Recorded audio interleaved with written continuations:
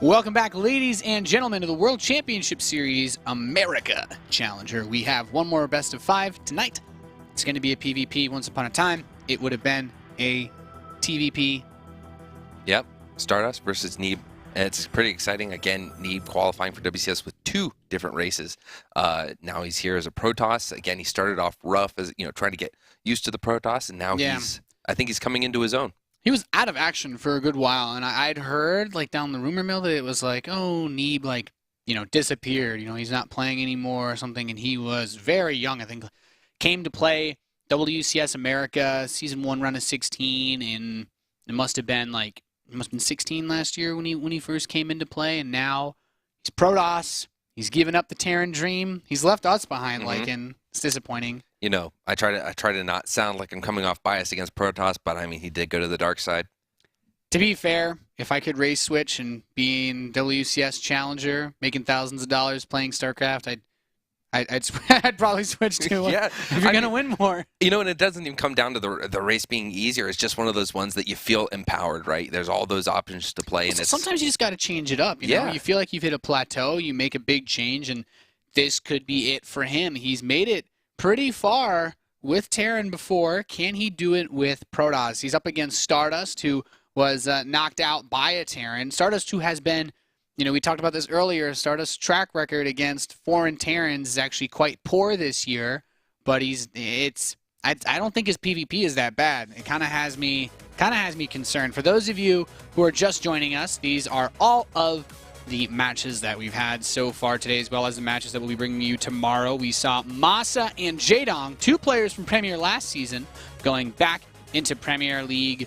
The challengers, Bales and Semper, have been defeated. And now we're on StarDust versus Neeb. Tomorrow we'll be doing Kane versus Huck, Pult versus Jon Snow, Violet versus QXE, and Xenocider versus Hitman. Like we said earlier, disregard the times.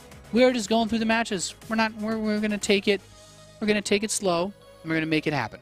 Yeah, I'm not feeling too good for Neeb. I'm rooting for him. He's the North American against StarDust, but his Jaedong recently 2-1 Puck in the IM qualifier, and I'm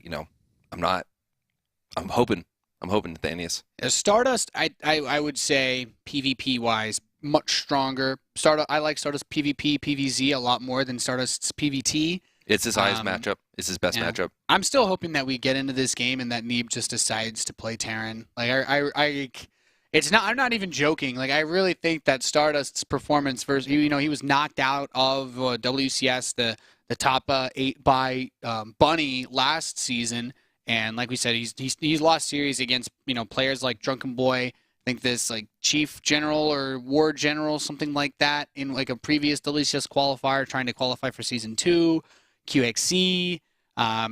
And these are all guys that haven't had any real success this year. QXC's been having a lot of struggles in Challenger himself for the World Championship Series. So I do like StarDust quite a bit in this best of 5 for a PvP against Neeb. I haven't seen a single game that Neeb has played of Protoss. I don't think I've run into him on ladder, so I'm curious, but at the same time, little bit doubtful. I don't know what to expect. Yeah, well, you have the opportunity for build order wins. You have the opportunity for just one misstep in PvP. So my hopes are up for Neeb. We'll have to see what he can do. He is in the northeast position. He is our blue Protoss player now. He is Neeb. And in the bottom right, it is the red Protoss. In this mirror matchup, we have StarDust. One fair point to make, Lycan, though, is that there is a Protoss player who this year has won 3 very, very big prestigious tournaments, who used to play Terran, that is now Protoss. And who might that be, Nathanius?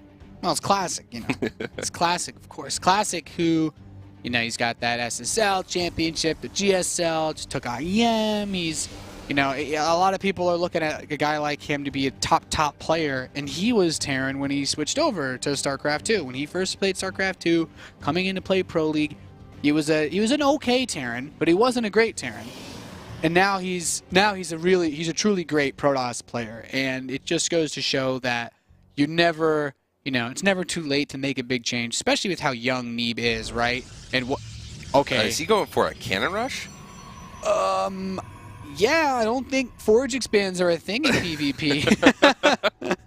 I mean, so this could be pretty exciting if he gets into the base and doesn't get scouted and gets a nice setup. I mean, I don't know what to say. All right, well, let's see. I had like all these thoughts in my head. I'm like, I haven't seen Neeb play PvP, but apparently he's a cheesy man. These Protoss. Oh my God, he's not even going to see the probe go in. Well, this is awkward. Oh my. Man. All right. Well, all right. So he's going to get the pylon down. It's not going to get scouted. It's going to be a while. Oh, he has no Two idea. probes coming in. No scout on those probes. He's, you know, it's like Galsy, man. It's thing 1 and thing 2 right there. These probes going to work together to build some great architecture in Stardust space. He has no idea. I don't even think he's going to get 2 cannons down. 2 cannons are going to come down. I'm so glad to be here casting this game. This is the dream. We could not have asked for a better series. He's going Maximus Black tier. He's got a gate. He's building his gateway in there too. Oh, man, and he's going to get back there. He's going to see the cannon. He's going to go, oh, my God, what has happened to me? He's going to walk up and see a forge and just be like, oh, do you know who I am? I am StarDust. This is my job. I play like that. Here are the probes. He's going to walk up. There's the gateway. Oh, and here comes the cannon. It's like, bring your probes. Go ahead. Oh, my goodness. Goodbye. Like, you know what? I have no words for this, Lycan. This actually just happened. This may be one of the greatest things to happen in caster history for me.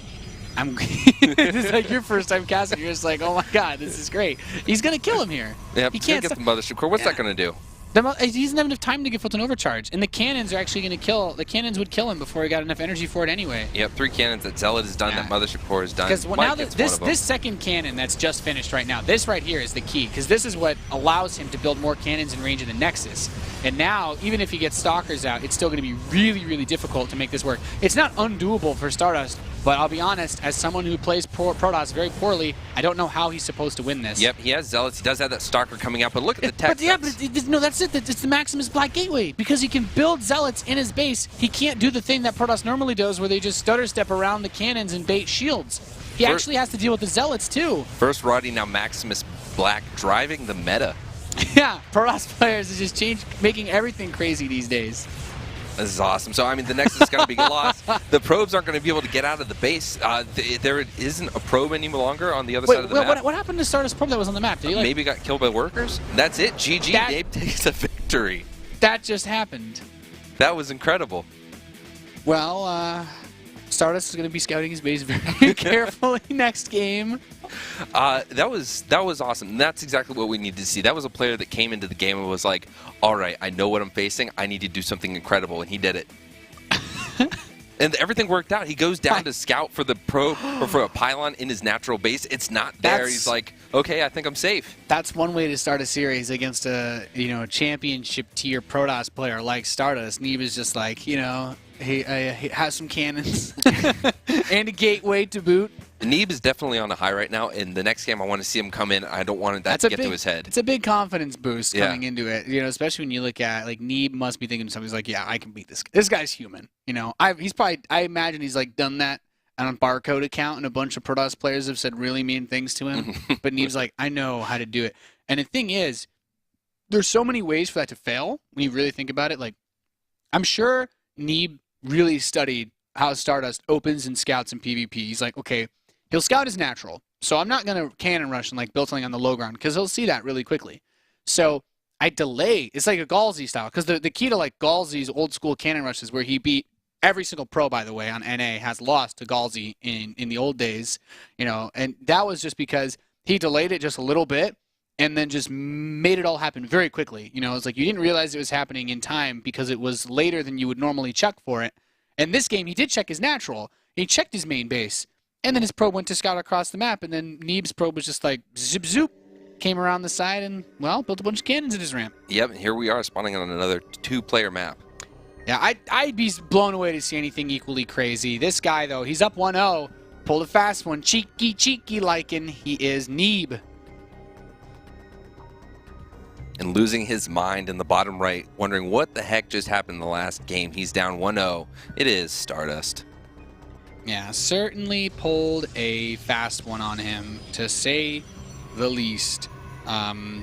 Pretty crazy in all honesty. So I believe the map order for this series is we started off on Coda. We are on Terraform once again here. We play map 3 will be Cactus Valley. The next map afterwards would be Bridgehead. And if we get to the 5th map, it will be Iron Fortress, just for those of you who are curious. But PvP-wise, obviously neither player has sent out a quick worker in the first minute of the game, so no cheddar. But there's still the opportunity for maybe some proxy Stargate play later on, some hidden tech. I don't know. I'm not sure what to expect after we started the series with the Cannon Rush, to be honest. Nope, not at all. And this is, again, this is the map, though. We're not seeing anything crazy going down. So this will be, is it going to come down to build order? Is it going to come down to micro? Is it going to come down to just, the late game? Do you think we'll make it to the late game? I don't know, man. The late game is a pretty interesting place to be, liking. Yeah, late game is a great place to be, especially in all matchups. No matter who you are, you want to be in the late game. Yeah. I think it only gets. I think it's like usually only Terrans whine about the late game when they're playing against Protosses, but that's about it. Which is weird because sometimes Terrans can master the late game. Yeah, that is also pretty weird when you really think about it. So on this map, third bases are generally not something that we really talk a whole lot about when it comes to Protoss. Like for one base styles, there's a little space you could blink into the main from. It mostly comes down to the tech, right? And the tech, we have to wait for the cybernetics course. Like neither of us are Protoss players. There's only so much we can spin. We need those cyber cores to finish to know what's up.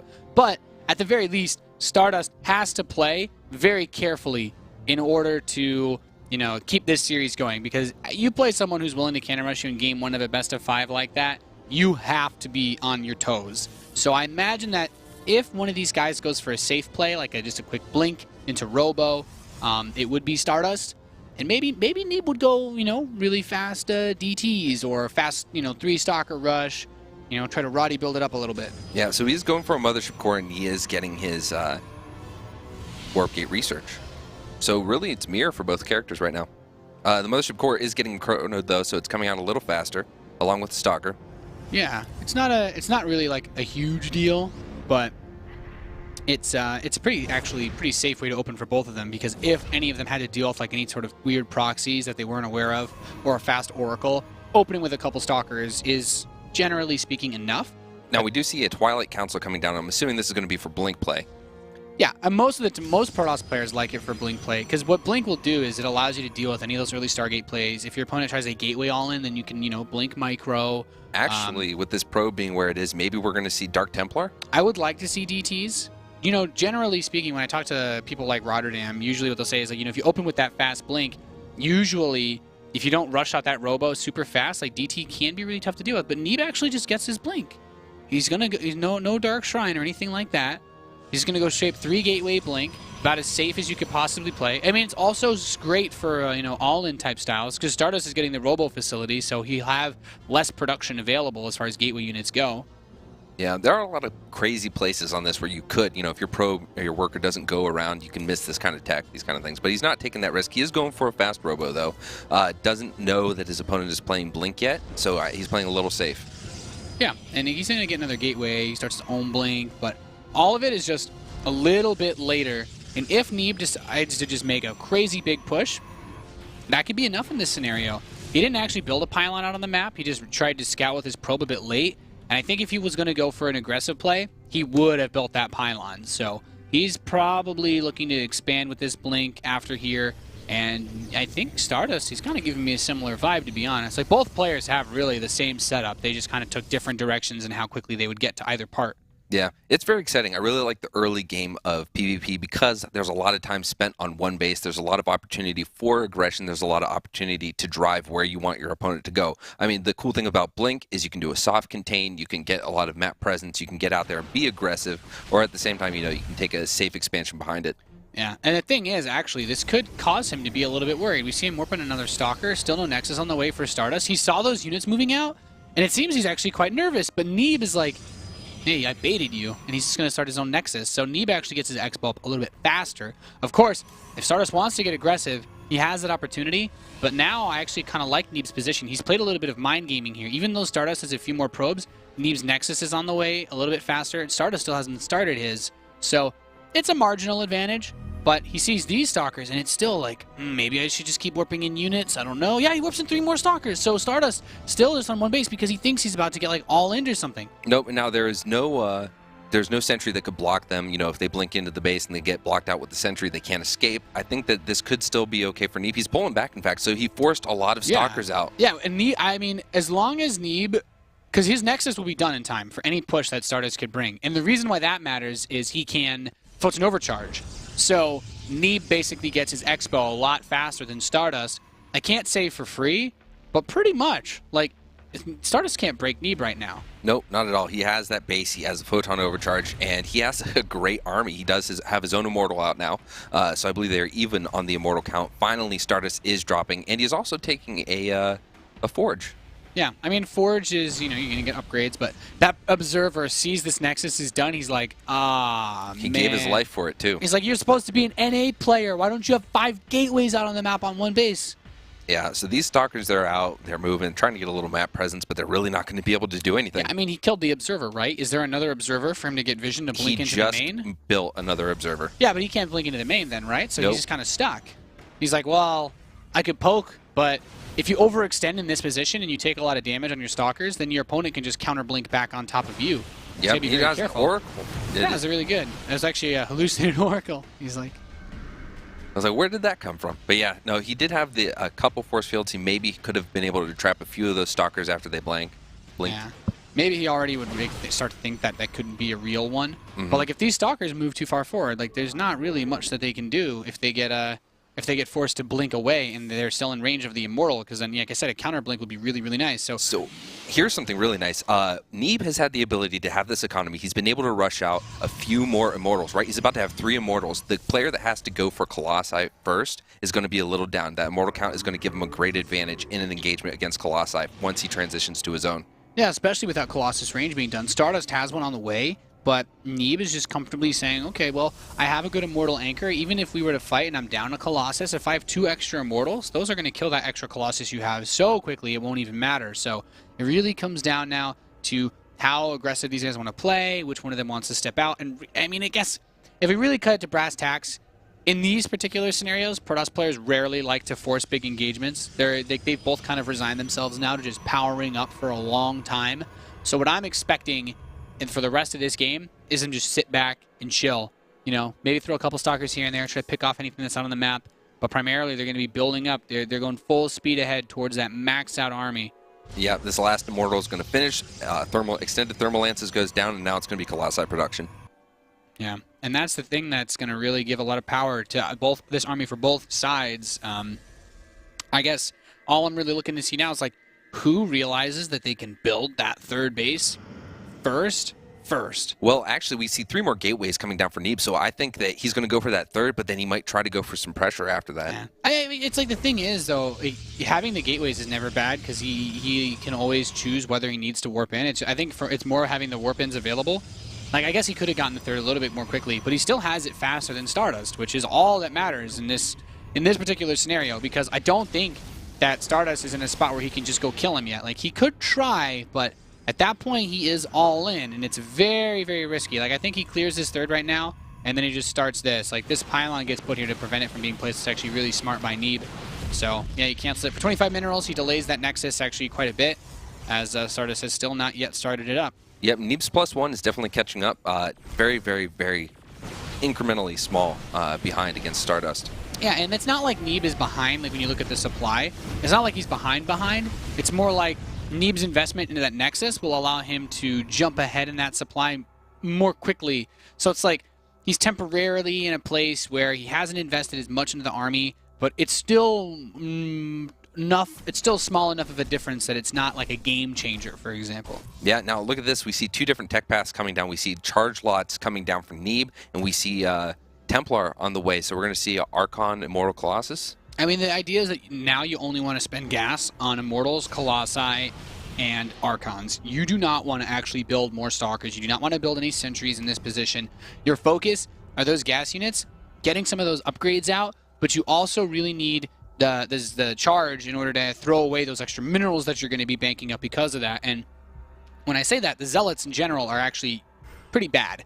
Like, they're considered useless supply when you're fighting late game because, I mean, they're light biological units, so they get absolutely wrecked by the splash damage of Colossi, by the splash damage of Archons, and they're really just cannon fodder. So it's nice to have charge, though, because if your opponent doesn't have that AoE ready or they get caught out of position, the Zealots will still wreck face.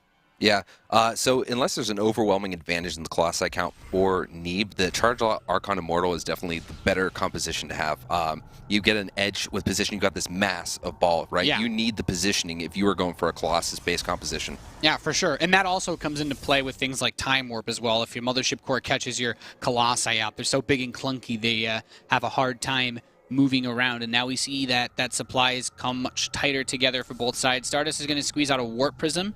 And, there's a lot you can do with it. We've seen players do things like load up a High Templar into the Warp Prism and just use it to snipe a Mothership Core. Obviously, Zealot Harass, when you're able to pull the main army away, is nice. There's a lot of options, to be honest, for both sides. And there, StarDust, we see him starting to get his first few Archons together. They're both just powering up, as we discussed. Yeah, I think we're going to see a really true test of what Neeb is capable of as StarDust goes for the Harass. He's going to get the Warp Prison. I see a few Zealots are going to get warped in, and I hope he handles it well. Yeah, this is like a really nice opportunity for Neeb, where if he can deal with this, and he's able to take a big advantage off of a lot of wasted resources by StarDust, or something as simple as this. He actually finds the Warp Prism. He's got Stalkers on the map. Like, this is actually huge. Yep. Oh my goodness. Doesn't lose a single Stalker. Oh, there we have the Stalkers, though. They are going to get an Immortal, and some of these Zealots are going to get Stalkers. I think that was actually, like, you consider all the aggressive potential that Warp Prism offers. Just clearing that out. I mean, the Immortal losing that is, I would still say, a bit inexcusable, but I'm honestly not sure why he was out there, but, it's something. Yeah, and now both players are going for, they're getting their own Warp Prism, so they're both going for that Harass.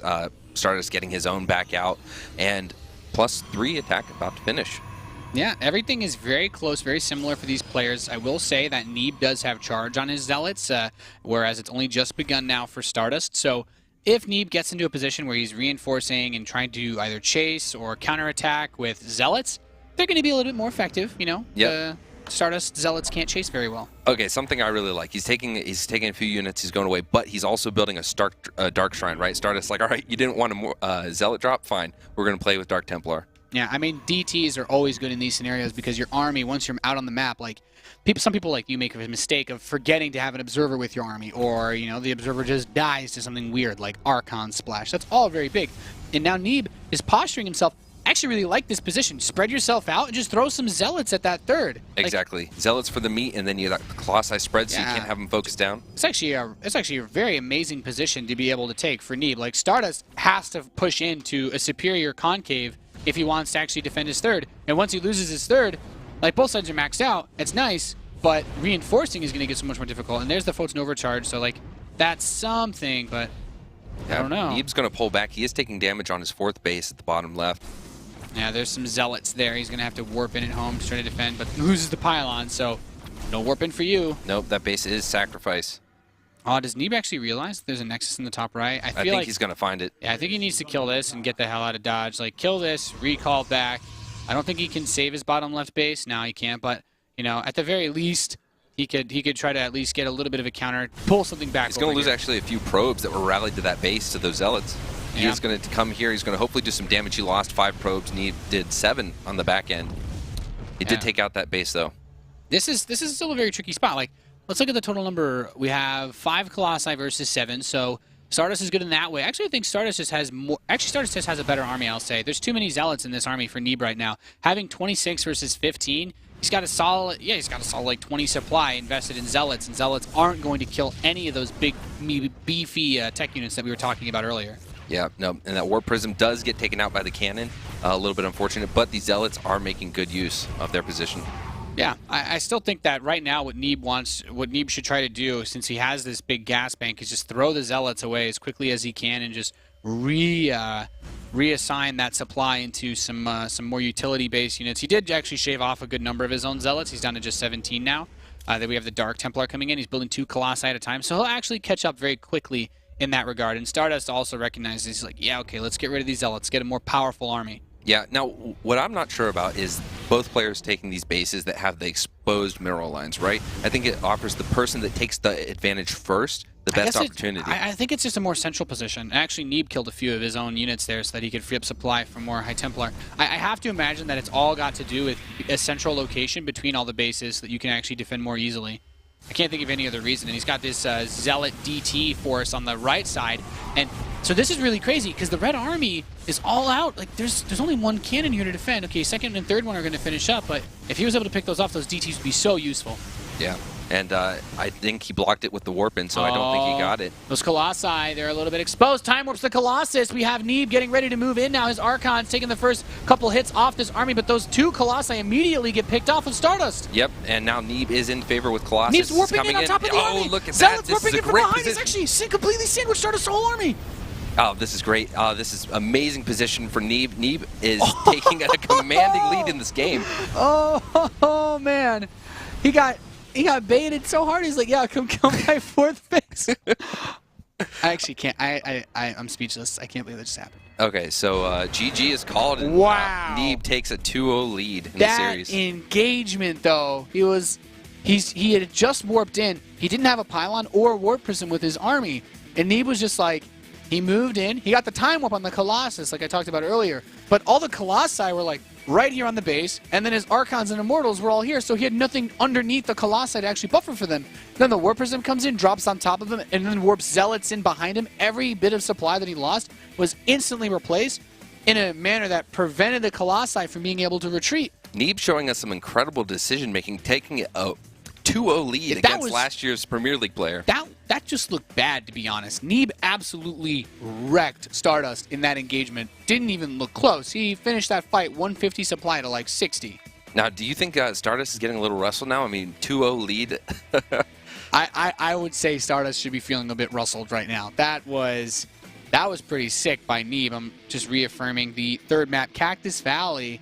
Very interested to see, like, if Neeb were to 3-0 StarDust.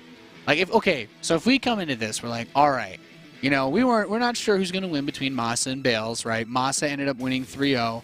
Okay. Look at game, you know, the second series, like Jaedong versus Semper. Everybody's saying, like, all right, Korean versus NA player, Jaedong should 3-0. StarDust versus Neeb, like, NA player versus Korean, StarDust should 3-0. But now we're at the possibility of having this end match go the complete opposite way. I think Neeb saw me say earlier that I think Masa and Bales that's going to be the match of the day, right? And he's like, no, watch this. Let's go. That's pretty sick, actually, that we're just one map away, potentially, from having Neeb make it in. And now, you know, it's like you continue that legacy, because we already talked about it. It's like, okay, yeah, he's the first player to qualify for Challenger with 2 different races. Now he could be the first player to qualify for Premier with 2 different races. And beat a Korean from last year's Premier League. Yeah, and then, you know, just basically disproving me on the whole, you need to be Terran to beat StarDust as an American. Yeah, maybe he just switched to Protoss, was like, okay, I should have done this years ago. This is awesome. And he's like, finally. All right, like, you know, I remember beating these Koreans so much harder when I played Terran. It's like, man, Protoss, man, this is the dream. Yeah, and this isn't even Neeb's best matchup, PvP. I'm blown away. Like, this is really, really nice, because it all came down to, like, it was just small decisions here and there. The way he baited StarDust into not expanding, he got his natural expansion up like 80 seconds faster. It takes 100 seconds to build that Nexus. So, like, he's basically 4 or 5 probes worth of production ahead, you know, dozens of mining cycles ahead, gets the third base equally faster. It was just, everything just looked so clean from Neeb. I'm kind of worried. I'm saying it. I'm worried for StarDust in Game 3. Yeah, I am too, because Neeb just played a very smart, a very calculated game, and he's just very smooth and crisp with his decision making. I'm extremely impressed. Yeah, this has been pretty sick day so far.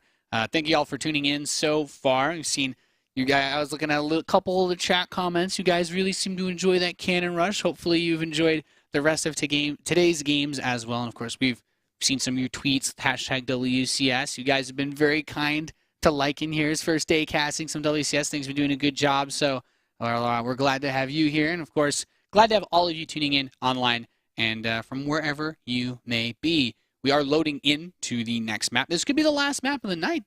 Yeah, feels pretty weird to say that, actually. It really is. Considering that the non-Korean player is down 0-2 right now. Yeah, absolutely. And it's been a great series so far for this guy. In the bottom left of Cactus Valley, he is the Blue Protoss, Neeb.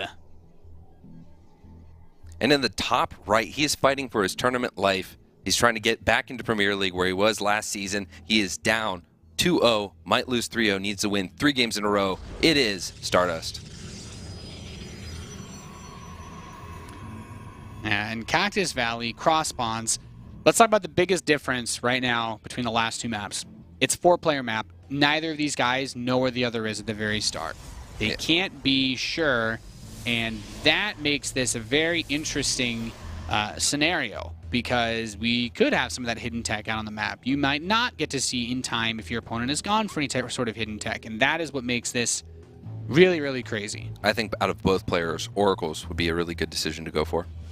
Yeah, I mean, that's one of the reasons why people do Oracle builds on maps like this, is because you have, not only is it hard to find proxies, obviously, because the map is large, but it's hard to know that your opponent's proxying when you aren't able to get to his base and see, hey, where's your stuff?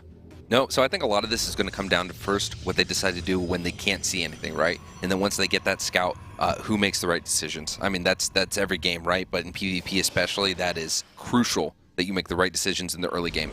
Yeah, and the thing is, like, both of these guys could very easily do what they did last game, and it would be an okay move to go, blink, robo, very standard schmandered into, PvP deathball.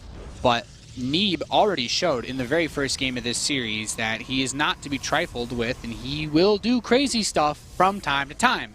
Yeah. I think a cannon rush is enough. You cannon rush a Korean and beat him once. Everyone's going to call you crazy for the rest of your career. StarDust is the king of not playing standard schmandered, right? And we're really not seeing anything crazy from him. Yeah, that's true. I think the problem is StarDust probably is like, I actually don't really play an A. I have no idea who this Neeb guy is. This is a really uncomfortable spot. Like, I don't know, because he could do something crazy, and Neeb is going to hide some tech out on the map. He got a great scout. He rallied right across the base and said, all right, let's see if we're cross-spawn. If not, maybe I have a plan for otherwise. But he sees he's cross-spawn. He's like, all right, cool. The probe is stopped. He's going to proxy some tech. I am very anxious to see what he decides to pull out. Stargate it is. Well, you said it earlier, and Oracle is great. It's not even just that it's hard to scout, but it's a big map. And Oracles, they're very, very fast, and that's a very nice thing to have, because there's so many different angles that you can penetrate that main base from with air units on this map. It's so many wide angles. It's very easy to get in and get out without losing any expensive tech. Yeah, and StarDust sees, he sees Chrono is being spent, but it's not on the gateway. It's not on the cybernetics core, and there is nothing being produced. There's only one stalker, a second one on the way, but that Oracle is going to be there well before enough stalkers get out, or a photon overcharge. It's very important that StarDust Chronos out a third stalker from this position. If he doesn't go for a very fast third stalker, that Oracle can still pick off quite a few probes, especially if the stalkers aren't sitting in that mineral line. 3 stalkers is, from most Protoss that I've talked to, generally accepted as, enough. If you have 3 stalkers, you should be able to defend against an Oracle that comes quickly to your base. It'll buy you time a little bit as well to get an overcharge if you want to push out. Not the end of the world. But Neeb adds on 2 more gateways behind this Stargate. He could be looking to just go for some crazy, crazy aggression after this, and StarDust, he's going to miss it. Oh. Wow, he took control of it right as it missed it. It was like he took control of the probe right as it got close to that Stargate, and then he was like, nope, not going to check that spot. Yeah, so we see Twilight Councils coming down for both players, a couple more gateways coming down for Neeb, and we do have a Robo coming down for StarDust. Having that stalker out on the map makes this interesting. Okay, he's got 3 in here. Okay, so this shouldn't do anything. Yeah, 1 probe. He's not going to get any more than that. Now StarDust knows, so he's going to be very aware of what's going on. Maybe he'll come back around and try to find that that Stargate later on. So with neither player having an expansion, right, and Neeb already investing into this tech, what's something that he can do? Yeah, he's expanding on the back end, but is there any opportunity for aggression, or he has to sit back and play defensive? I think StarDust can get aggressive, right? His opening kind of soft counter this Oracle. I mean, the Oracle could run back in now that the Stalkers have left, but there's a photon overcharge, so he could trade the Oracle for maybe 5-6 probes. Still very risky. I think Neeb's biggest goal, he's not that far behind a blink, but he needs to get units out. Mm-hmm. Yeah, he does have the photon overcharge. That Nexus has still got a long ways to go before it's finished. In fact, these Stalkers are going to sit here and poke at it for quite a bit. Might even get canceled. And then the main base is going to be relatively safe. He has Stalkers. He has photon overcharge. Yeah, I mean, now we have... there's still a good couple of Stalkers for Neeb.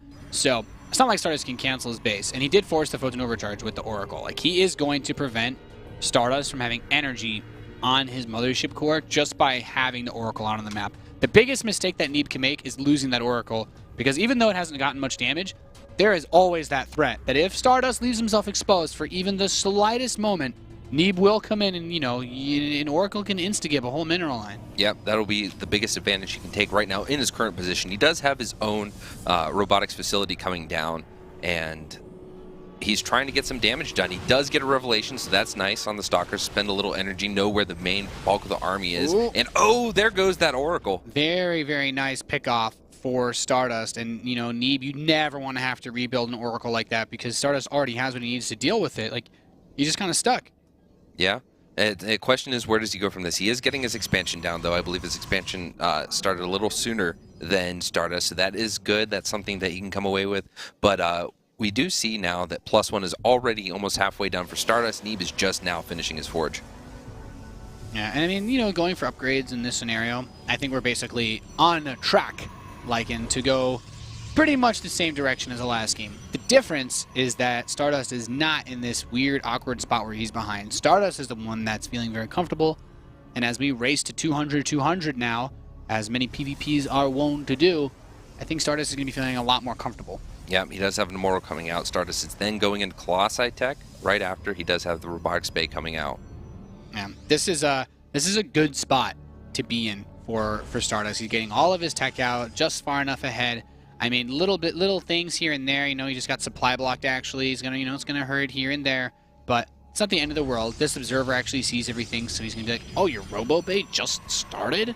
Well, mine's about to finish, so I'm gonna be ahead in Colossi." His observer does get snapped up, but it's not the end of the world. I guess at this point, we really just have to wait and see, because these guys are just going to both power up. Which one of them decides that they want to go for the third base first is also very important. I think if Neeb started his soon, he'd be able to pretty comfortably hold on to it.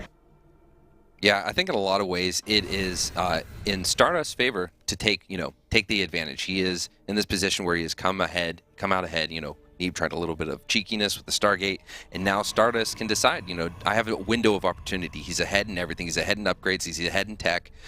It's his game to win with the advantages he has right now. Yeah, and now this Stalker actually is continuing to dance around. Neeb almost managing to catch it. Does not want to get baited too hard, though. If he were to have aggressively blinked, he might have lost his Stalkers that are out on the map right now. Yeah, Immortal's good unit against Stalker. Yes, very, very strong. Especially even like if you get force fielded in, the Zealots can kill them, and that's just unnecessary. Unnecessary, Lycan. We do have the Nexus on the way for both sides, though. Neeb got his a little bit faster. I think Neeb needs every edge he can get his paws on right now, because like Stardust has a force out here, but this is not like the I'm gonna kill you army. This is the please stop pushing me army. Yeah. It's keeping Neeb in check. He's being policed off the map, and that's really good for Stardust to keep that position. Yeah. We do see the range upgrades are about the same. Neeb is going for Zealot legs. Yeah, I'm really trying to see where either one of these guys gets a big edge, because if it comes back down to positioning once more, I felt that in the last game, Stardust started off with a much stronger force. This is a pretty risky move. He's going to come up here and just try to knock this base down. I mean, getting this would actually be pretty big. The Zealot's trying to buffer, but he does. You know, the thing is, if he were to lose this army, it would be over for him. Like neither one of these players can afford to lose these armies. The army compositions are close to dead even when it comes to like when you look at those armies. You know, a handful of Immortals, one Colossus, some Zealots and Sentries. But it's okay. It's okay. You poked the third, but if you try to kill it, you might lose everything. Yeah, we are seeing a lot of gateways now coming down for Stardust. Is this just going to be for, you know, taking advantage of that 3-base economy he now has, or is that going to be for aggression? Oh, he blinks in and loses a lot of Stalkers to the Colossi and the enemy Stalkers of Stardust, and that was not a good engagement at all. Yeah, I think he like saw maybe just one unit and got baited pretty hard there. Unnecessary mistake to say the least. Both sides getting Templar Archives. We're going back to the same place that we were just at, Lycan. Yep. And, you know, in that position, Neeb won pretty handily with his engagement micro. Yeah, so hopefully, you know, Stardust is definitely trying to not get caught out of position. Stardust is a great player. He takes, you know, he's extremely accomplished. I'd say that Stardust is one player that if he's going to learn from his mistakes of the previous game. Yeah, well, Stardust should win this, right? When you really think about it. And here he is down 0-2. He's got WCS Europe titles. He's got tournament wins at, you know, big series like DreamHack, and he finds himself now basically like, oh my goodness, am I going to lose this American dude in Challenger of all places? Like, I'm supposed to go way further than this. Yeah, he is going for Warp Prism. Actually, both players going for Warp Prism again. I think that's just a smart way to play. You know, being able to get that aggressive potential in is so nice. But look at this. Stalker Harass split up between the natural and that third. Mothership Core gets picked off. So this actually makes things really awkward because the Zealot Warpin should be enough to hold off against these Stalkers. He's actually killing Stalkers with Zealots. Kills all of them with Zealots. Really nice defense so far. Pull the probes away. And now, excuse me, I was going to say Lycan. Now Neeb actually has an opportunity to try to push across the map if he so chooses. Yeah, no, definitely not a WCS level player, but this guy is. Neeb is now taking down these Stalkers with the charge lots, and that is great. Pushing away that harassment, and keeps his third base mining. I think he still has that War Prism too. Like this War Prism here can go into the main base while he tries to push this third, and he's really going to be pulling him apart because StarDust's War Prism has only just left his base. He's not in a position where he can go for anything big, and I believe that Neeb, excuse me, still has his Mothership Core with his army as well. So if he needs to hit that eject button and recall home, he can. Yeah, the great thing is that Neeb had vision of the enemy War Prism, so that's not going to get too much, but now his is in the enemy base. It is Zealots warping in. Come in, you got the War Prism here, you can keep building Zealots, tap that third base, and then recall out. Just kill it and get out. And he's killed it. There's the recall. Boom. Shakalaka gets out. He's still at his third base mining. He still has Zealots in here being annoying. Almost gets the robotics facility, but it doesn't actually matter because not only has he supply blocked him by killing that Nexus, but he still has the War Prism, so he can always come back and strike again. That robot facility isn't doing anything for StarDust right now at all. Nope, and you know, Neeb keeping the War Prism there just as a threat, right? There's nothing there. Like, there are no Stalkers were warped in, so nothing can shoot up, and StarDust has to keep that Colossi and Zealots back home. Yeah, the biggest issue right now, Neeb just has a couple Zealots inside of his main base that are going to kill some probes. They've killed a cannon or two, and now he's realized, like, yes, I do need to actually keep this base alive. It's very important to have my main, for obvious reasons. The proxy Stargate from the beginning of the game is finally destroyed, but not really much of a factor in this match anymore. StarDust is getting a Dark Shrine, but Neebs are building his cannons, so he can't be too worried right now. Yep, Warpins, cannons, I think he's pretty well defended against any kind of Dark Templar play. Neeb getting ready. He's keeping his third very well defended, and I really like that. Yeah, StarDust's third is only just about to finish, so he's not even really mining off of it much yet. No, he's kind of stepping away just for a little bit. There is the Warp Prism of StarDust just waiting patiently. And Neeb gets his own Dark Shrine too, so both of these guys are going to have those invisible units to throw at each other. They went behind Dark Shrine, but went ahead Dark Shrine anyway, right? Yeah, exactly. DTs are never a bad move, especially in PvP. You know, there's no scans or super fast overseers in this matchup. Yep, and so there are two that are going to get dropped there. The Warp Prism is going to go up because the majority of the army is there, but there are a lot of Warpins ready and willing to come in and take care of this Warp Prism. It's probably going to go down to cannons, but it's going to get a big Warpin before it does. Lots good of Zealots. Job. Picking off that Warp Prism was really nice, though, because if all those Zealots finish, then Neeb finds himself in a really awkward place. But losing the Warp Prism also means that Neeb can freely step out onto the map if he catches whiff of where this army is and try to go for that positional battle that we saw last time that he was able to win so nicely. Yeah, we do see it. Neeb is moving as a one big mass in the middle of the map. The army of StarDust a little bit spread out, but it is also away. There's a really good opportunity to snipe the third base once again. Forward pylon, yeah, you know, he warps in a couple Archons, a ton more Zealots. And this army on the right side, like, he sees this Zealot. Oh my god, he could actually just tap this Nexus again. Out, boy. Has the energy to recall? Yeah, I believe he does. There's one Templar here that would probably like to feedback that Mothership Core, but I don't think it's going to happen.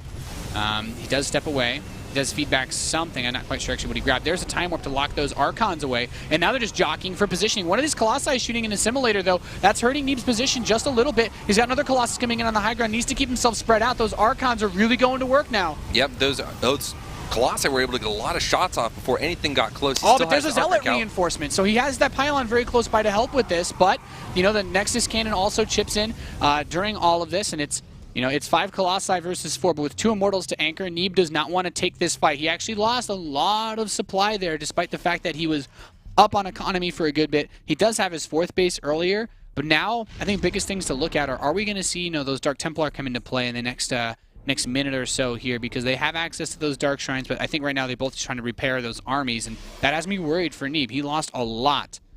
Yeah, now he does have 2 Colossi in production, so he is finishing up. He's actually 2 Colossi finishing, a 3rd and 4th on the way. I want to see how he builds up the meat of his army, right? He doesn't have the Zealots, he doesn't have the Archons really yet. He's trying to get that count back up, and I think the player that has, you know, that Colossi advantage and is able to have enough meat to take the next engagement is definitely going to possibly take the game. Yeah, and I mean, just looking at the way that the armies are set up, right? StarDust is ahead on supply, but he's mostly up in Zealots.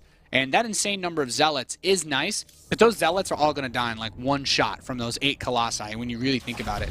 Yep, so it comes down a lot to that. And now even this Dark Templar working away on this Nexus is going to force an observer all the way over there, possibly some cannons, and all of the defensive DT too, because he's just been mining these extra gases, and that gives him better units. You know, those Archons are so much more valuable to have in your army than any number of zealots. Yeah, and I believe that this Nexus is going to get canceled. Really it does nice. get canceled. Very good play from Neeb. I think 1 DT is worth it when you consider the gas income lead that Neeb has over StarDust. Like, I'd actually like to look at if we could pull an income tab just to see that gas income for Neeb. It's so much more coming in.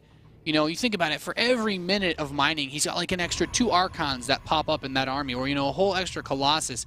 And that's the, you know, even though the supply favors StarDust, Neeb is building a much better army. You know, if he's able to max out in this direction, he's going to be in a phenomenal spot. Because how many zealots does StarDust have right now? Is he still like 10 plus? He's at 22 zealots. You know, Neeb only has 2. If he wanted to, he could easily, you know, even that supply out on just zealots. But he knows that his army, given a max out, is going to win a straight up head-to-head engagement. Yeah, and I love that pylon position. It's like right on top of that base, and it's going to continue to deny it. That's going to get canceled once again, if not taken down before StarDust can do anything, along with 2 pylons. Yeah, and the defensive DT at his 4th base is just brilliant. Like, it's not going to insta-kill these zealots, but it gives him something that will guarantee that they'll die, and really helps when that cannon is soaking up damage as well. Right, because that's more units that you can have on the front line facing your enemy's army. Exactly. And that 4th base gets started again. Yeah, he lost some probes, but, you know, gas mining doesn't really require that many more probes in any other form. So, and to be fair, Neeb was actually ahead on workers. So what it's really done is opened up more supply for him to max out on too. Yeah, no, I think Neeb is getting ready to definitely take an advantage in this game. Another shield upgrade just completed, level 2 shields. Yeah, let's actually take a look at the army compositions once again. Let's just see where everything lies. We have 9 Colossi for both sides. Neeb has 3 more Archons, 1 less Immortal, and he's still... So everything is pretty even except for 3 Archons worth. And I still think that that's a big deal, because that 10 Zealot advantage is going to be negated, you know, like I said, in the first volley. Neeb does not seem to have an observer with his army, though, and is actually taking a lot of shield damage on those Colossi. That's a big deal. That's actually a nice opportunity for StarDust to try to move in and do something here. Where... Oh, there are no observers on the map for Neeb. He's like building 2 right now and getting observer speed. He's like, oh, no, not a fun way to lose. Nope, not at all. It does push him back at the very least, even if he doesn't bleed out too much damage. Yeah, I mean, the thing is, you don't want to take a fight with Colossi that just have less health, right? Those shields are important. And that one Zealot actually baits a few Colossi over. Like, in this scenario, something like a Time Warp on those Colossi would be, you know, potentially game-winning. Yeah, with the position that Neeb is in, I mean, StarDust could get in, but no, that's not going to happen. Engagement is going to happen. Neeb's the one that gets Time Warped in this position, though, and this is a really rough spot to be in. That Warp Prism is right there for StarDust. He can instantly reinforce with the Zealots, and right now, all the meat that's underneath the army for Neeb has been cleaned up. StarDust is just going to continue to push forward into this. Neeb dropping in supply so quickly, losing absolutely everything, and even those few Zealots that are there are just going to bait all the shots away, so he's not fighting against the opposing Colossus. I mean, I think StarDust is in a game-winning position right now. Absolutely. GG is called, and StarDust takes his first victory in this best-of-5 series. And not going down without a fight, being able to pick up that first map victory here, and World Championship Series Challenger. Definitely a back-and-forth game. I have to say, you know, it comes down a lot to things like, it's mostly how you start the fight. Like, those Colossi for Neeb were all bunched up, so not all of them were firing in a big arc. Like, StarDust's were very well spread. They both threw Time Warps at each other, but the Time Warps hit, like, Zealots and Archons, which are always going to be your buffer units that die. But the Time Warps that hit Neeb's army were all in his Colossi, so they couldn't unclump themselves because they move so slow. And that's a key to victory for Protoss when you're playing around with so many big clunky units like that. Yeah, I think this is a great series for everyone, both the players and the fans. I mean, we didn't get a 3-0, which is great. We saw StarDust come back and actually play, you know, a great game of StarCraft, and Neeb still played really well. He had advantages. He took great engagements. He did a lot of smart plays. And let's just go back to the very beginning of that game. It's not like Neeb was in some sort of dominating spot, right? Like, he opened up with the Oracle. Oracle did nothing. Then he lost the Oracle, and it was kind of like, okay, I'm behind a couple probes now for quite some time. But then he knocked the 3rd base down. He managed to snap up a couple of units outside. He defended his own 3rd base. He defended the Warp Prism. He managed to catch that before it was even able to ever get to his base. So I felt like a lot of things went really well for Neeb, but just needed a bit more time. Like, he was still behind a little bit in supply. I would still wager his army's better, but if he's just maxed out, then I think it's a totally different fight, and he has to be able to fight on his own terms. Spread out, in a concave, not caught off at like the end of some terrain while being time warped. Yeah, we saw these players, I think, both reading off each other the last two games, learning from each other. We saw them now this game, they took Warp Prisms at the exact same time. When the game before, it was StarDust taking the Warp Prism first, and then Dark Templar, exact same time, right? So I think that each player is learning from one another as the game goes along, and we're starting to see different parts of their styles fleshed out. Both went for the drop harass, and Neeb playing that smart game he needs to play, knowing that I need to take the economic advantage because I didn't get the advantage in the early game, so he sniped that base. He did a lot of harass. I think both players are playing excellent StarCraft right now. Yeah, and there's multiple ways to play PvP, guys. Like, the way that they're both doing it is very similar to each other. They both opened up with, like, either the Blink and the Robo, and then later on they add in, like, the Archons and whatnot, and they get charged. But there are a lot of Protoss players that like to go for very aggressive styles. You know, when I think about some of the, I know, was like one of the Chinese players immediately comes to mind when like does, I think I've seen like even some like the Axiom Protosses do it too, is like you go for a big charge out Archon push without Robo into someone that's like rushing up to a Colossus, and you just try to like overwhelm them with how fast you can build that army composition, even though it doesn't scale as well, to just crush someone that only has like 1 or 2 Colossi. Because the Colossi aren't really that scary in PvP until you have like a couple of them, right? You know, you can kind of dance around them a little bit. The Zealots they kind of spread themselves out when they charge. But in this particular scenario, it just seemed like, you know, both players are just kind of following each other step for step. Yeah. Haas, one of those players that likes to do that, you know, really as well. aggressive. And I wonder if we're going to see that in this game. You know, either game we haven't seen that player pushing up with early Blink Stalkers into the base, things like that. The only aggression that we've had in this game was the cannon rush in game 1, which was, to be fair, pretty aggressive, just not something that's reliable enough to, but we see cannon rushes all the time. Now WCS. Now we're moving into Bridgehead, and I'm curious if we're going to see any sort of like maybe immortal bust on the back rocks, some sort of that, maybe a Void Ray all in. Yeah, I am interested in that because it's not a map that we've seen too much of. That's like the nature of these best of 5s. So actually, if you think about it, what exactly were the maps for this series again? We've so far had Coda, Terraform, Cactus Valley. We're going into Bridgehead, and after that is, if we make it to the next game, Iron Fortress. Okay. So so that means we got vetoes on Moonlight Madness and Dash and Terminal. I don't think I have actually no idea what happens in PvP on those maps, cheese or otherwise. So I can't say I'm super surprised, but I do believe that Bridgehead. Can you really do anything crazy PvP wise there? I guess. I mean, I don't know how well does the Roddy build work on Bridgehead, because that big wall, it's a great way to siege with the Tempest. Yeah. I think even just big gateway or immortal play could still work because force fielding that giant area is very tough. I'm actually not really sure. I'm like trying to think about it, but I haven't watched many games on Bridgehead. Not many people allow Bridgehead to come into series, by the way. Yeah, so I mean, there isn't from getting into the main base, it's not a big ramp. You can't really blink a huge number of units up in it, especially if they're prepared and they're ready at that front, right? You do have the back rocks, maybe some Zealots working on them in the early game, maybe again, proxy, maybe Immortal, bust down the rocks, get in there. They weren't expecting Immortal, Blink Stalker, something like that. Yeah, there's a lot that can happen. We're just now getting the lobby set up, so we'll be a little bit more time before we get into this game. Hope you're all having a good time. You've been enjoying this non-3-0 series, the first one so far of the day, for sure, as we're currently 2-1 right now, favoring Neeb over StarDust. We appreciate, of course, all you guys that have been hitting us up with the hashtag WCS on that Twitterverse, and all your wonderful, very intelligently well-thought-out comments in the Twitch chat as well. Always appreciated here at the World Championship Series. You know what I think there isn't enough of, though? I don't think there's enough Kappa in the Twitch chat. Yeah, could always use a bit more of that. You pronounce that in a very interesting way. But we always love hearing your feedback as we move through. This is day 1 of the Challenger Series for the World Championship in America, at least. I think like the Chinese and the Southeast Asia, New Zealand, Australia, all those guys are done with their Challenger matches. I believe Latin America is also done. And then Europe will be following shortly after us.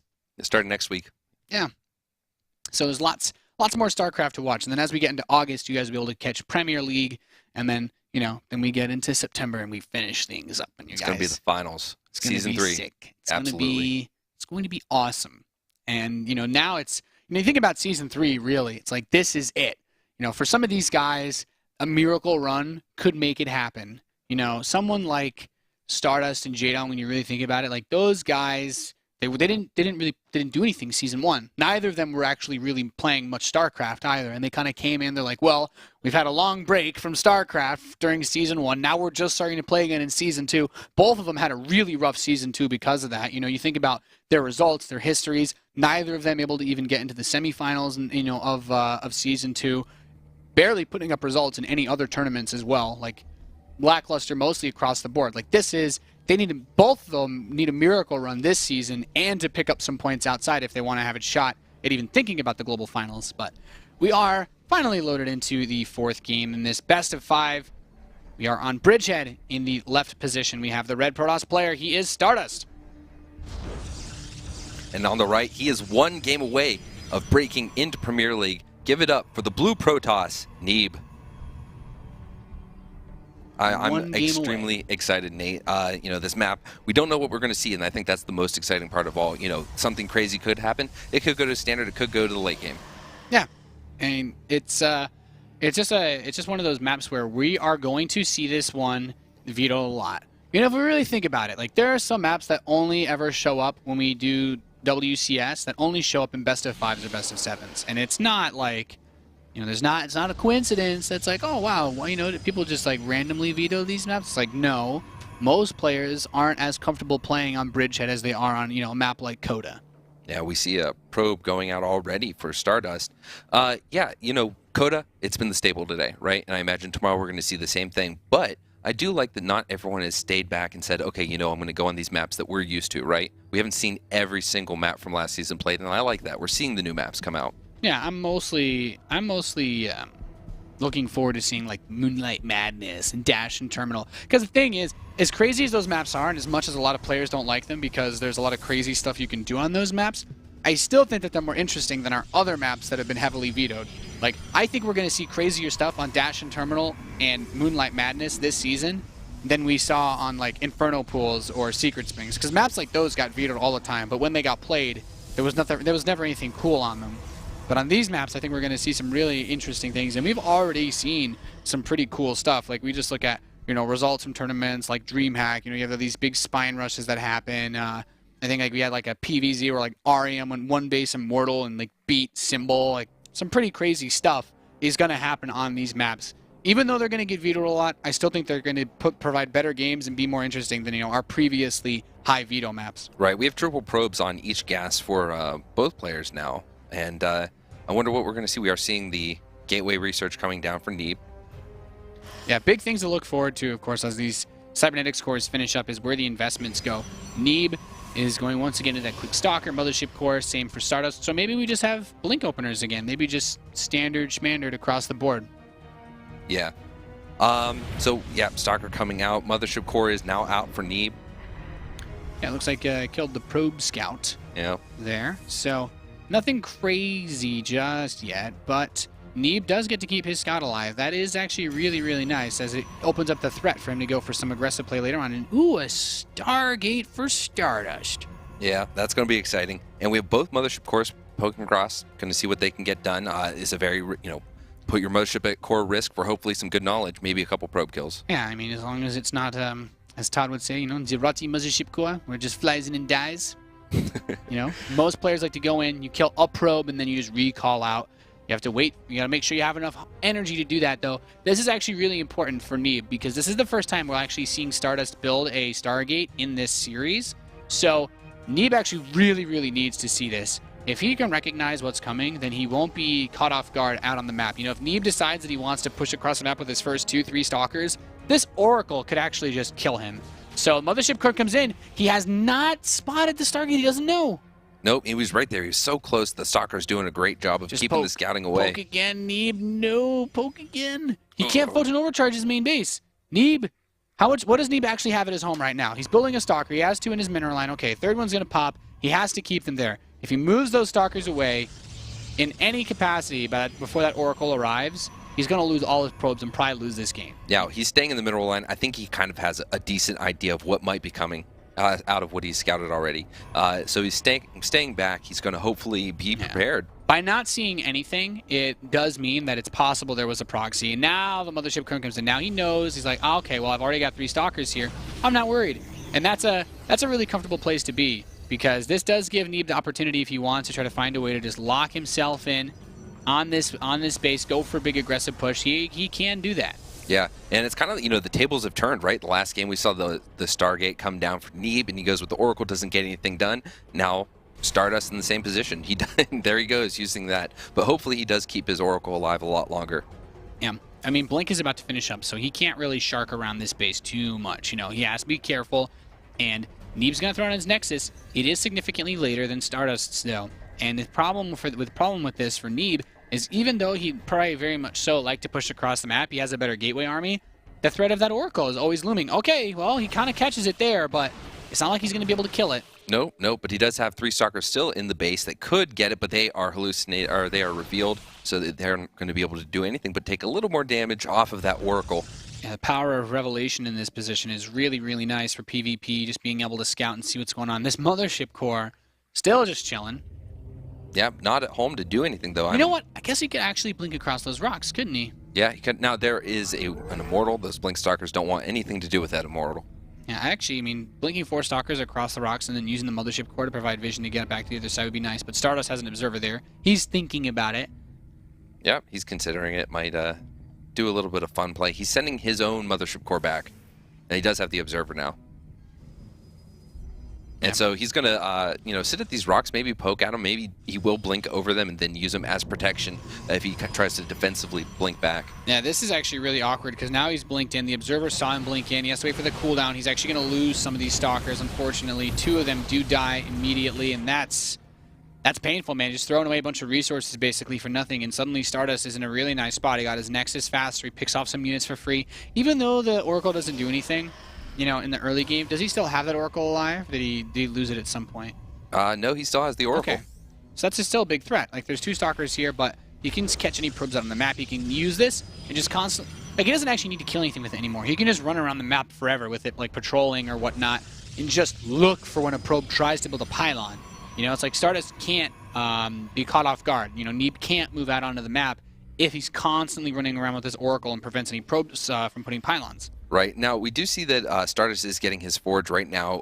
Neeb going to have a small lead in the upgrades, but also StarDust is getting his Colossi a lot faster. His Robotics Bay is about to finish, and Neeb's isn't even halfway done. Yeah. This is it's not like the worst case scenario as far as the tech goes. I would like to see Neeb try to get his 3rd base earlier because of this, but StarDust has like that push out that looks very much so like the one he did on the last map where he tried to deny the 3rd base of Neeb. And if Neeb tries to take that 3rd too greedily, then it gets really rough, because if he pulls out all of his units, which he would need to do to defend a 3rd base, then the Oracle just comes back in and wrecks him. Yeah, absolutely. There's really no disparity between workers. Army, though, is definitely in favor of StarDust. Here's a Stalker trying to get a little bit of information, blinks away before it can get sniped, and StarDust possibly looking to get a little aggressive with these Immortals and Colossi. Yeah, I think the biggest thing to keep in mind in this position is that there's no Twilight Council yet for StarDust. It's almost done, but almost being done means that he's not even remotely close to having Blink. So, big focus should be 3rd base. I think Neeb could have gotten his 3rd base a little bit earlier, but StarDust is going to be the one that ends up having it first. Not by much. Okay, Neeb just starts his, so now I'm feeling a little bit better.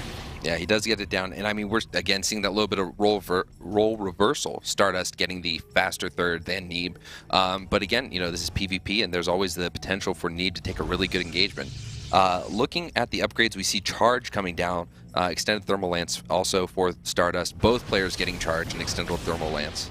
Yeah, and you know, these are all the upgrades that you really need to round out a good composition for the late game in PvP. Because I really feel, you know, we've looked at this series, and aside from the Cannon Rush, this whole entire series has pretty much just been the late game. Yep, absolutely. And we're seeing the Warp Prism coming again for StarDust, so he's going to look to do a little bit of harassment. There's not a lot of map vision. There is a pylon near the 3rd base, so that's going to be great for harassment from Neeb to StarDust. Seeing that pylon there, that could also spot the Warp Prism, depending on which way it goes.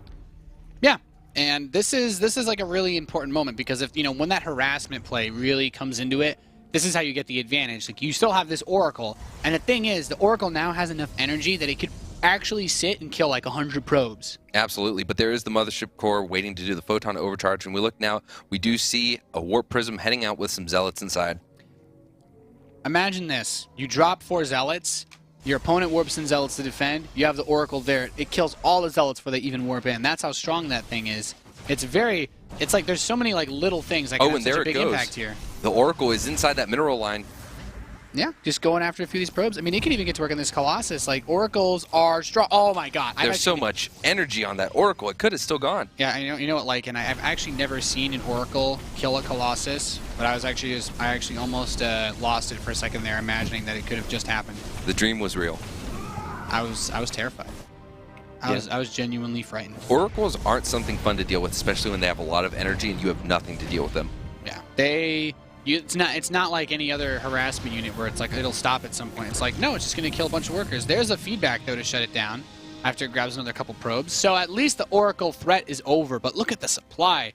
You know, Neeb is not only behind on some supply, but StarDust has a massive gas bank, which means he can turn, as soon as that Templar Archives is done, he can immediately turn that supply lead he has into a massive amount of Archons. I will say, this high ground spot, I'd love to see these Colossi just kill all these probes. Yep, and that's what they're going for. Colossi getting 2 probes, not too terrible, but look at all those charge slots for StarDust. I mean, we talk about charge slots getting eaten up pretty quick, but he has a lot.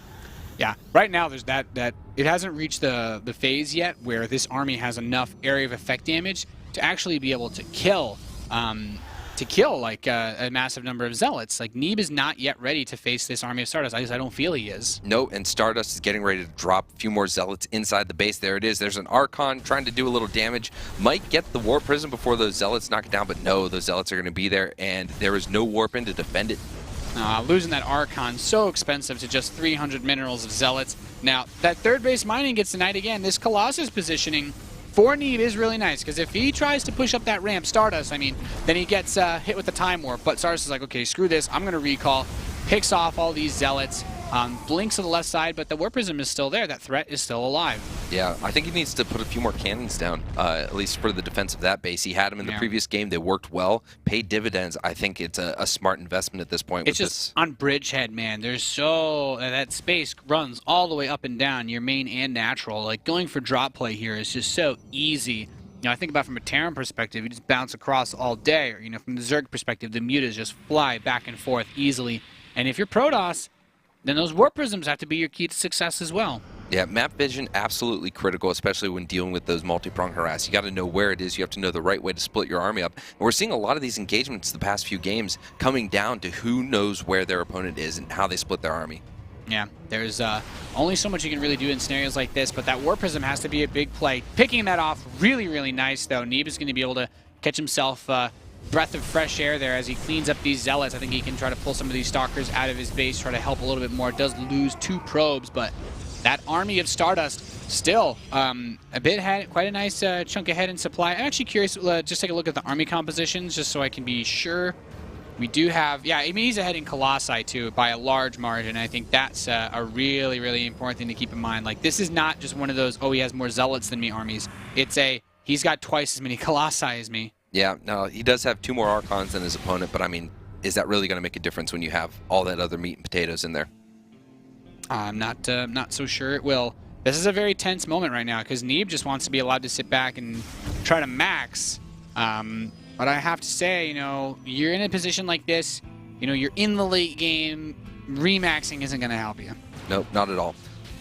We do see he morphed in 2 more Archons. I think he's definitely an advantage. Yeah, he's going to have the Photon Overcharge. Is that going to be enough to help him in this situation? I mean, it helps to soak up health, right? If he can get that, you know, if he can get one of the Colossi to derp, like we saw in, like, Cactus Valley or whatever, if, like, the Colossus shoots, like, the Nexus instead of the army, then it helps. But there's the Photon Overcharge, activated a bit late. He's actually dropping Zealots from the Warp Prism on top of those Colossi, and most of the Colossi of StarDust are shooting the Nexus, so it's opening up some opportunities here. Neeb is actually able to get some nice shots off. He's focused, he's actually distracted by the Nexus cannon. The Warp Prism of StarDust gets cleaned up. He's warping it on top of StarDust's army. It could actually be enough for him to stay alive just a little bit longer. Pretty sick play, especially considering his 4th Nexus is on the way. Yeah, those warpins were absolutely incredible. It definitely helped a lot. The Photon Nexus, Overcharge. Yeah, you asked. Well, there's your answer. Like, and that Nexus actually just saved Neeb from losing this game. I don't know that he's out of the woods just yet, but he's got a new lease on life, at least for a short time. Yep, both players do have Dark Templar tech. The 4th base is going to be denied for Neeb. Yeah, this is still a pretty interesting spot, right? Because StarDust does have a 4th base in the bottom left. It's not yet being really utilized. He doesn't have the gases on it just yet. But Neeb will fall behind if he's not able to find some sort of way to equalize, whether it's getting another good engagement like that or getting some harass in. We haven't seen a whole lot of harass out of Neeb this game. Yeah, I'm really liking the warp prisms in these games, right? Aside from the harass, dropping zealots, warping in zealots on top of the enemy army, that is a third engagement in the last 3 games that we've seen that play a big role. And it's a game-winning move when you get those big warpings. 2 Templar just snapped up for free like that. That's huge, you know? This warp prism does get cleaned up. And we have another Warp Prism harass being sent into the main base. Yep, but did warping cannons, so that does help, but that's a lot of zealots. Cannons don't care about that. 9 zealots. Like, DTs are being warped in to defend, but, you know, 1 DT isn't going to kill this fast enough. There's some of his own zealots, but that cannon's going to get cleaned up, and this is just going from bad to worse for Neeb as far as economy goes. StarDust is starting to mine off of that 4th base. He's taking in a simulator there as well. Neeb really needs to make something happen. DTs are being sent across the map. He's got DTs being warped into his base. And, oh, goodness, all these probes, these poor defenseless probes. Oh, God. Oh, he's going to go for the Nexus. Yep, that's going to be not something fun to deal with. Really, really concerned for Neeb right here. Yeah, he has not been able to put on damage to the economy of StarDust, and he is just losing force after force. His natural expansion is gone. He's lost a lot of gas income. We have a bunch of DTs standing next to each other. They can't actually hit each other. Nope, not at all. I think that StarDust play, GG is called. StarDust takes a win and ties the series 2-0. Really, really surprising there, as Neeb still had the majority of his army together. He was just like, I'm too far behind now. No, and we see StarDust closing up a lot of the gaps. In the previous games where Neeb has taken those advantages, StarDust was there. He had enough cannons to deal with DTs. He was the one controlling the tempo of the game, making his units spread out and harassing, and definitely stayed ahead. Yeah, really, really crazy. Really, really crazy series so far. You know, the engagements, Neeb looked like he was going to bring that game back. But every time, like, Neeb goes for that harass, we had his Warp Prism go across, immediately snapped up by the Stalkers. Like, just dealt with beautifully. And then the Warp Prism consistently just kept hitting Neeb's natural, and that's one of the things about Bridgehead that makes Bridgehead a tough map to play. Like, drop play is very good on it. You must always be mindful. Even at the end, you know, not having an observer there when you're, you know, your opponent, you're in the late game, your opponent has DTs. It's like there's 6 Dark Templars staying next to each other. Half of them can't see each other, you know? It's no bueno. It's just awkward. Yeah. Honestly, it's just awkward, you know? Yeah. It's like they both know that they're invisible and that there's other invisible guys nearby, but they can't do anything about it. No, they see the glimmer, but, like, you know, the rules of, you know, physics in StarCraft, like, I see you there, but I can't slice my axe. Yeah, you know, it's the rules of engagement. You know, you don't attack stuff that you can't see. Nope. In case you're crazy. You don't want anyone to see you swinging at the air and you miss. And that's exactly. It's just poor form, really. Exactly. Yeah. So the final map that we're getting into is going to be Iron Fortress. Iron Fortress. So another 4-player map. We're back into the realm of maybe proxies, maybe weird scouting, stuff like that. StarDust has brought the series to a standstill against the American Protoss player. The players are in the lobby right now, so we'll be starting this one up soon. It's another big map. There's a lot of play that can go down, especially when you're playing Protoss. We could see another Stargate opening. I'm mostly, you know, it's just like mostly concerned because like now StarDust is building up this momentum. He's got picked up the last 2 games. They were both long ones. Neeb had moments of brilliance, especially in the last one. That fight by his base. Mm-hmm. Like, maybe if StarDust just overcommits just for another second, or doesn't retarget the Colossi onto the actual army units of Neeb for like 1 more second, and that Nexus just takes a couple hundred more hit points of damage, maybe that's enough for Neeb to actually kill 1 or 2 of those Colossi and just counterattack and win, because he had a much bigger army. But the harass just completely cut him in half afterwards. Yeah, if we look at the series and how it started, right? Yeah, sure, we have the cannon rush in game 1, right? But then we go to game 2. Neeb starts out with a pretty decent advantage, and he just takes, you know, little chunks as we can. The next game, StarDust doesn't give him those opportunities. In the 3rd game, completely shut down those opportunities. So now we're moving into game 5, and Neeb has to, I think, start off on a very strong foot in order to take this game from StarDust. Yeah, I'd like to see something a bit bold from either one of them. Honestly, I don't think it's necessary. I just kind of want to see it since we've had such a standard series so far. You know, beyond obviously game 1, you know, the cannon rush, but we've seen Neeb play straight up throughout the rest of the series. Both of these guys, we've thrown an Oracle build in, but otherwise it's just been very clean Robo Blink or Blink Robo. I wouldn't mind seeing something mixed up a little bit, just because I don't feel like either of these players should really be even expecting anything anymore. Although Still feels weird to say that, considering that Neeb can rush StarDust in game 1. Yeah, I would like to see I'd like to see aggressive one-base plays from both players. So not build order counters. I want to see both players try to get in someone else's face. You want to see Wings of Liberty PvP? I want to see that. I want to see someone siege the base with Blink. I want to see micro and control, and I want to see that kind of exciting game because we've seen the late game multiple times now. I want to see that early game. Yeah, I completely agree with you, man. I think at this point I'm pretty tired. I'm pretty tired of the late game. I'm tired of it. I want to see some cheese. I want to see some aggression again. Let's see if that's going to happen. We've got horizontal spawns on Iron Fortress. In the bottom left position, we have the red Protoss player. He is StarDust. And on the other side of the map, he is the foreigner facing the Korean. He is trying to come back. He is here. He's allowed his opponent to come up 2 games, tying the series. Can he take this game and jump into Premier League? It is Neeb. That's right. You know, another thing to keep in mind is that not only is this the first series today where it hasn't been a 3-0, but if Neeb were to win, considering the last 2 3-0s, Neeb would also be the first of the, quote-unquote challenger players to actually qualify.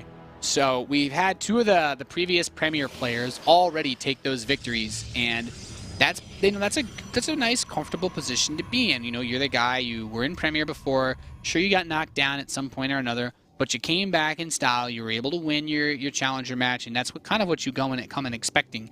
And if you're StarDust, it's a big confidence shaker to lose like this because you came all the way to America just to do this. Yeah, absolutely. And so looking at what the players are throwing down, it's equal. Actually, we see 2 gases from StarDust, only 1 gas from Neeb. There we go. There's the second gas.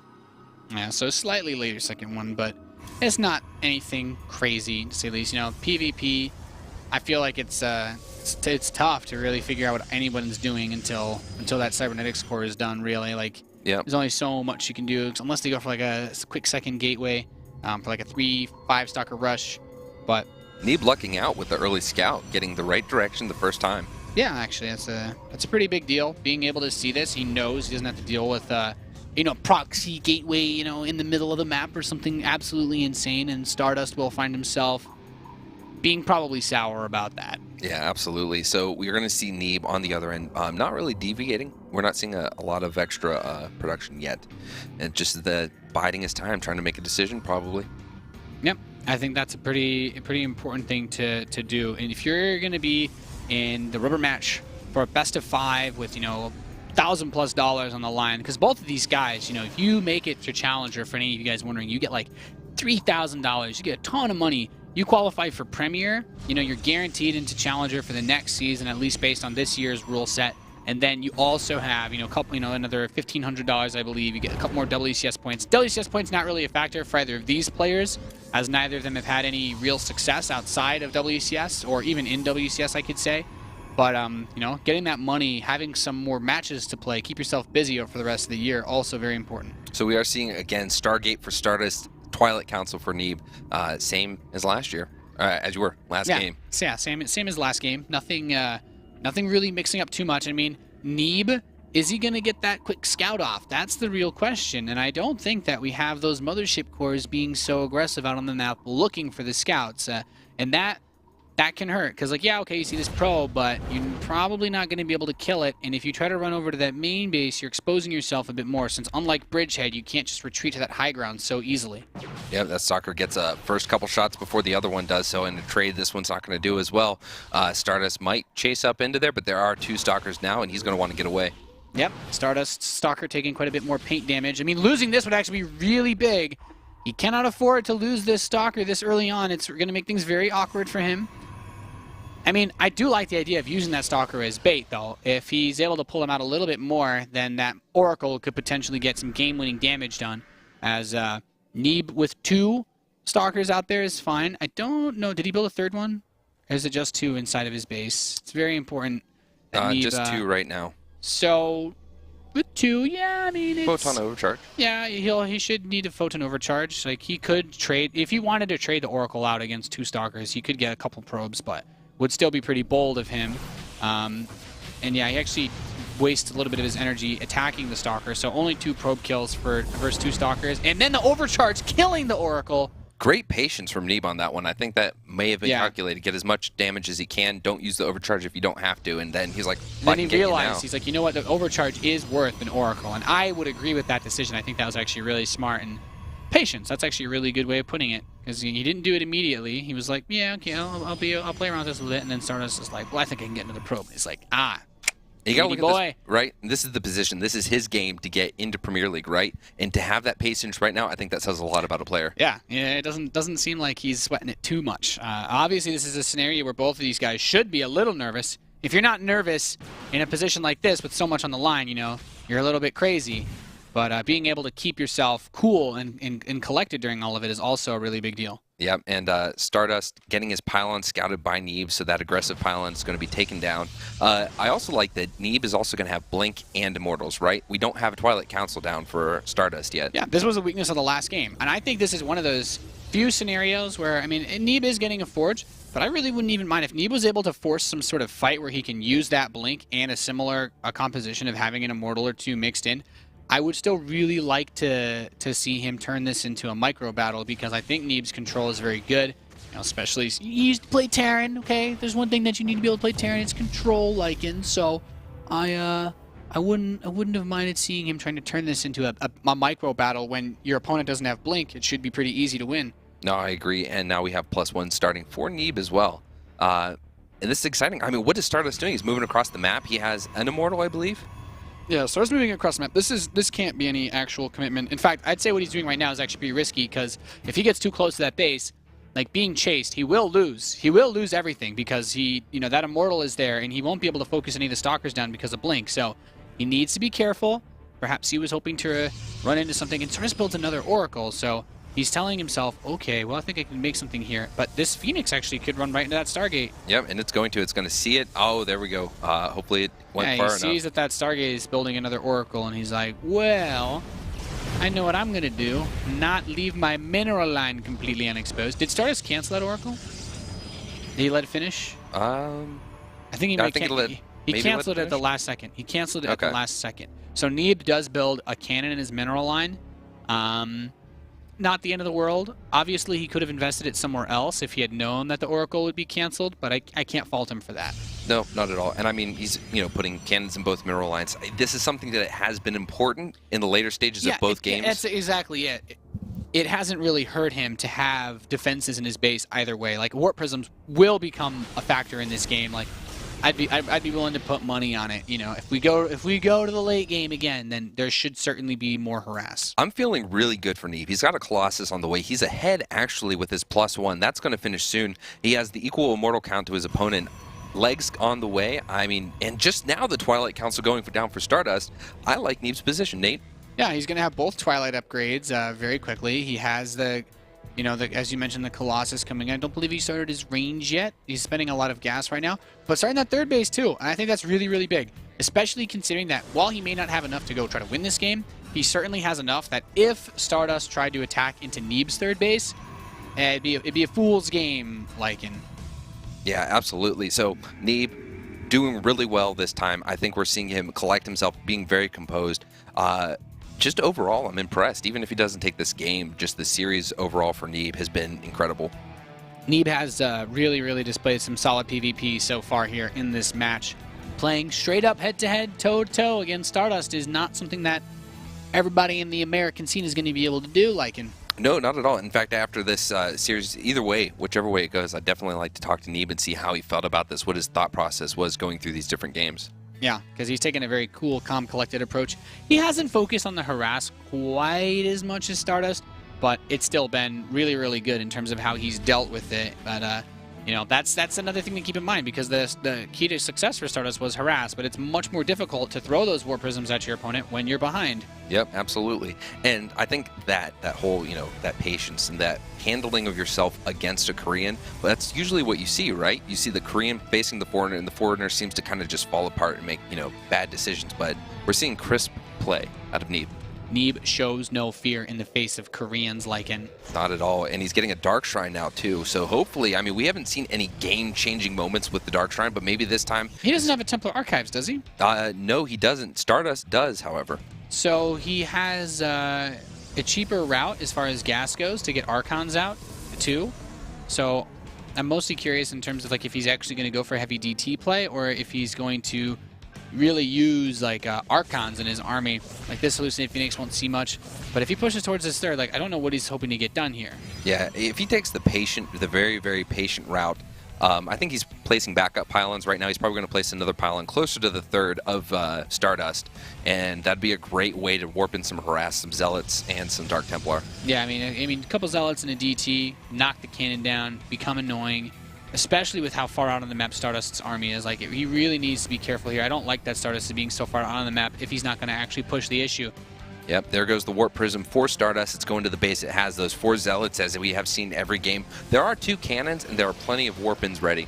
Yeah, that's the really important thing to keep in mind, is that he has those cannons that he built earlier on in the game, and he sees the army out here, and he might be thinking to himself, he's like, yes, a great opportunity now to move in, and maybe he should pull back and just warp in another couple Zealots, but if he drops now with the Colossus here... turn around Colossus, kill it. Fire your lasers! Yeah, there we go. It only dropped once, so it's fine. He's saying, okay, I really can't do anything here. We're going to move on and try a better opportunity. And there he goes. He drops some Zealots, takes a little bit of shield. In fact, almost the entire shield is gone. But still no major damage. Yeah, this is fine. This is absolutely fine right now for Neeb. He hasn't taken any critical blows. Both players are still just powering up, really. Neeb built the DTs, and I think he used the Select All Army hotkey because they totally went around the other way. Yeah. And didn't end up trying to kill anything. Nope. So DT standing guard in the middle of the map, not really doing anything. I don't think it's that big of a deal, honestly. Like, look at what he set up. Like, that Warp Prism is with his army. So what I'm imagining what Neeb wants to do is get another one of those nice fights, maybe use the DTs to pull around, and then use the Warp Prism to drop on top of the enemy army, and then warp into StarDust's forces. Like, this could be a big opportunity. And all he really needs to do is just catch StarDust leaving his base and then move in with those DTs, snipe the cannon, and go to town. Yeah, you know what? And the other thing is that if you try to focus the Warp Prism, because you know exactly what it's going to do, right? The time that he only has a few anti-air units, it's the Archons and those 2 Stalkers, right? So if he tries to focus on that, that is 1-2 seconds that nothing is focusing on the other army. So those Archons are taking free hits from the Colossi and the fellow Archons. Yeah, Neeb needs to be very careful now. We do have some Zealots going in for counterattack, harass from a Warp Prism inside of his base, trying to use those DTs defensively.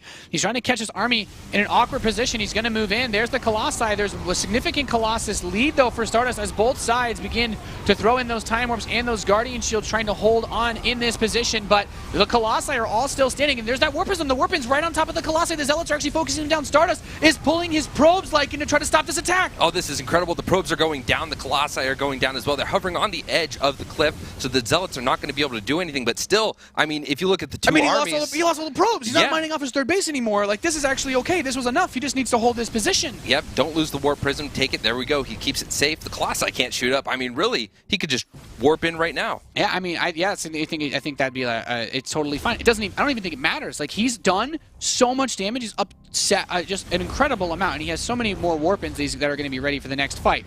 I mean, this is a phenomenal spot to be in. That Mothership Core is hitting the Colossus. Neeb is moving up. He's going to take out the rest of these Colossi. There's just probes coming over here, and Neeb could actually be moving to Premier League for WCS Season 3 right here, right now. This is it. The Colossi are out of position. That one Colossi not going to do anything. 3 Colossi and Immortals, more Zealot Warpins coming in. This third base is going to be sacrificed. That's guaranteed, but I'd say that this game is completely over for StarDust. GG Neeb advances over StarDust 3-2 and qualifies for Premier League for Season 3 of the World Championship Series. That is... that was phenomenal. That entire game. That was freaking awesome, man. That was great.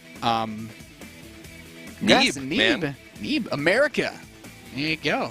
Yeah. So that now is the appropriate time to spam America in the chat, guys. That was exactly. Good. I mean, Neeb. Let's talk about the game, right? So it started off. It was smooth. It was clean. StarDust goes for that Oracle again. Neeb is undaunted. He was ready. He had the scout. Yeah. And then he just played that smooth game from there. StarDust got nothing done with that Oracle. What, 3 probe kills? Yeah, it really didn't do much of anything. Like, he got the 2 probes immediately, and then he got that last hit with the Photon Overcharge at the beginning. And, you talked about it. Patience didn't immediately use the Photon Overcharge, just caught him with it. Really amazing, really amazing. And I'm just so happy Neeb being able to move to Premier like this. He's now qualified for Premier League. Last year is Terran. Now he's qualified as Protoss. That's got to be a good feeling. I hope he's like just fist pumping and cheering in his chair back home, because that was a really awesome series to watch him go toe-to-toe with a Korean, only playing macro games outside of that very first game, you know, the Cannon Rush. You guys should check out the VOD if you missed that. But really awesome day of matches here at the World Championship Series America Challenger. We cleaned up 3 best of 5s. We have 4 more coming for you guys tomorrow. In case you missed it, we had Masa advance 3-0 over Bales, Jaedong advance 3-0 over Semper, but the Challenger Neeb advancing 3-2 over StarDust. Tomorrow we'll have Kane versus Huck, Pult versus Jon Snow, Violet versus QXC, and Hitman versus Unicider. A whole lot of Terran and not a whole lot of mirrors like it. Yeah, a whole lot of America, actually. 4 Americans playing tomorrow. 2 Koreans and I believe 2 Canadians. So that's right. It's gonna be awesome. It's gonna be incredible. Lots of great games. So did the last series of the day today end up outliving your expectation of the best series? I think that, yeah, absolutely. That was incredible. I mean, Neeb, I think patience would be the theme of that game. We saw a lot of calm, cool collection from that player. We didn't see overreactions with warp-ins, right? Yeah. If he saw 1 Zealot, he only warped in 2 to outnumber it. I mean, just smooth play all around. Decision-making was absolutely amazing by Neeb. Really big congratulations to him for making it into Premier League for the first time this year. And, of course, you know, congratulations to Jaedong as well as Masa for getting back into Premier League as they were both in there in Season 2. But that is it from us here. Thank you guys very much for tuning in. We will see you back here tomorrow at noon PST. That's 3 p.m. Eastern Time for Day 2. We'll finish up the Challenger matches for the World Championship Series America.